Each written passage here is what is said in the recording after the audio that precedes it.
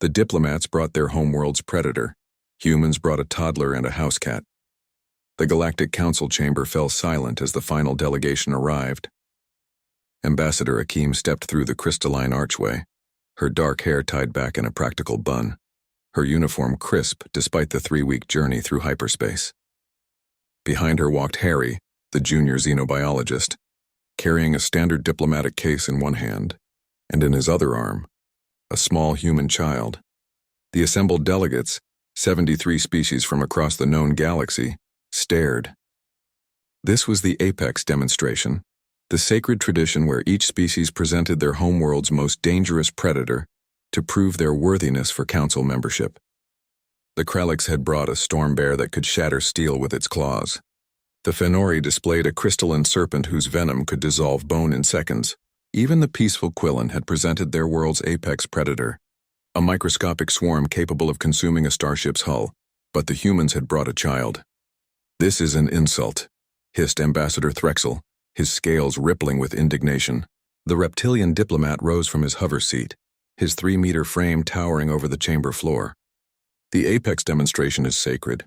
You mock this council with your—" "Harry," Akeem said calmly, not even looking at the Threxian. "Set her down, please." Harry, a lanky man with tired eyes and the eternal patience of someone who'd survived 6 years teaching xenobiology to undergraduates, lowered the toddler to the polished floor. She was perhaps 2 standard years old, with wild brown curls and a shirt decorated with cartoon dinosaurs. The moment her feet touched the ground, she spotted something across the massive chamber. "Kitty!" The child's shriek, a frequency calculated by evolution to penetrate walls, override rational thought, and trigger every protective instinct in a human nervous system, echoed through the chamber. Several delegates clutched their auditory organs in pain.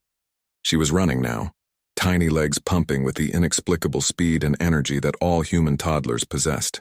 The target of her affection was Ambassador Threxel's demonstration specimen, a Night Stalker from Threx's prime, a creature of pure muscle and fury, bred in the dark jungles where 3 moons never allowed true daylight.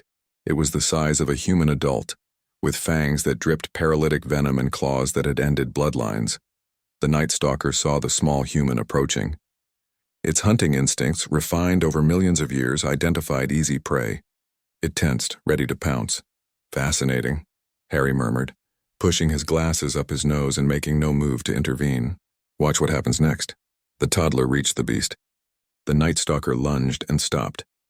Something in its ancient brain, some predator calculus written in the language of survival, screamed danger. This small creature showed no fear. It didn't run. It didn't freeze. It approached. In every ecosystem, in every food chain across every world, the prey that didn't run was either poisonous, diseased, or protected by something far worse. The child grabbed a fistful of the Night Stalker's fur. "Kitty soft!" The apex predator of Threx's prime, a creature that had hunted sapient prey for entertainment, whimpered and tried to back away. But toddlers were persistence hunters, inheritors of a bipedal lineage that had conquered their world through the simple strategy of never, ever stopping. "Emma," Akeem said, her voice carrying the particular tone of exhausted authority that only parents possessed. "Gentle. 'Kay, Mama." The toddler immediately softened her grip, now petting the Night Stalker with marginally less violence. The creature, utterly confused, sat down, its pupils dilated, its breathing calmed. It was against every instinct being tamed. "This is—" Ambassador Yella of the Hive Collective spoke, her 1,000-component insects vibrating in unison. "Unprecedented." "Oh, that's just Emma," Harry said cheerfully. He snapped his fingers. "But we did bring an actual predator. Standard Earth protocol." From his diplomatic case, he withdrew a small carrier. Inside, curled in a patch of synthetic sunlight, was an orange tabby cat. Harry opened the carrier door. The cat yawned, stretched with the liquid grace of Earth's most successful carnivore, and sauntered out onto the council floor. Its green eyes surveyed the assembled aliens with the supreme indifference of a species that had domesticated itself, that had looked at early humans and decided these hairless apes would make acceptable staff. "This is your apex predator?"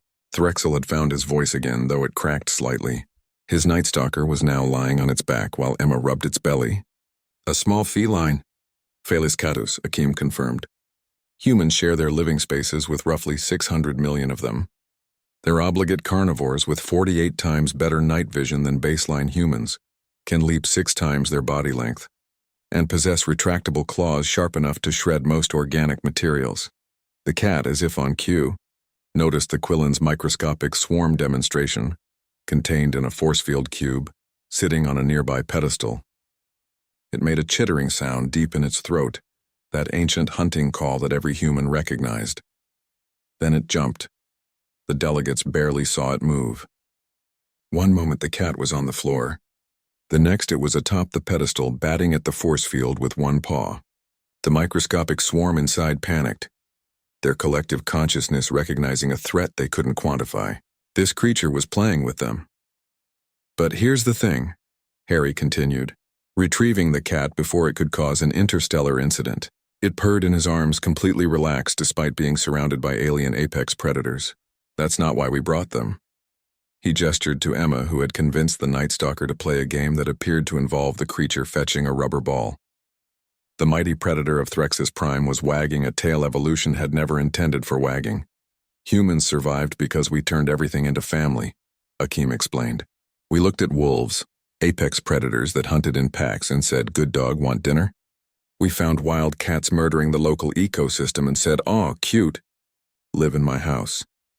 We see a baby bird fallen from its nest and spend hours trying to save it, even though it provides no survival benefit.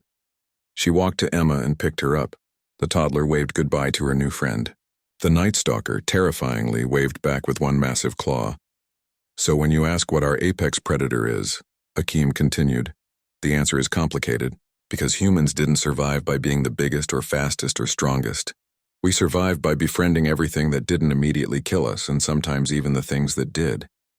We turned our predators into pets, our prey into livestock, and our parasites into probiotics. Your survival strategy is friendship, Ambassador Yella asked, incredulous. Persistence, pack bonding, and pattern recognition, Harry corrected. Humans will try to domesticate anything. We'll pack bond with robots, name our starships, and apologize to furniture we bump into. It's not a strategy, it's our nature. The cat meowed. Emma giggled. And somewhere in the back of the chamber, a delegate from a prey species began taking notes very, very quickly. The vote for human admission to the Galactic Council was unanimous, though several species requested, rather urgently, that humans never bring toddlers to diplomatic functions again.